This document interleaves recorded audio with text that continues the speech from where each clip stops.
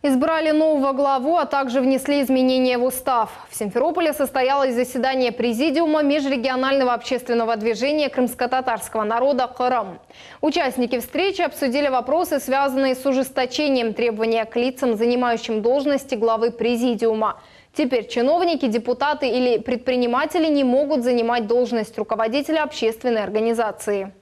Мы считаем, что, в принципе, общественные организации, основное направление должны руководить те люди, которые не будут связаны с какими-то должностями, либо с работой в каких-то государственных или муниципальных органах власти. С чем это связано? То есть это даст возможность освещать многие вопросы, проблемы.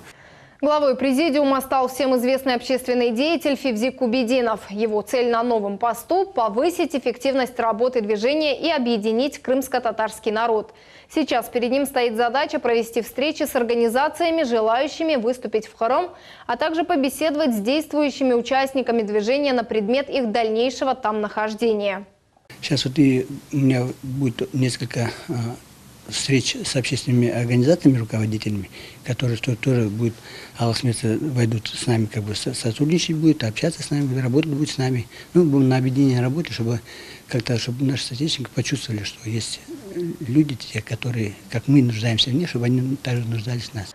Напомним, ранее должность председателя общественного движения занимал бывший вице-спикер крымского парламента Римзи Ильясов.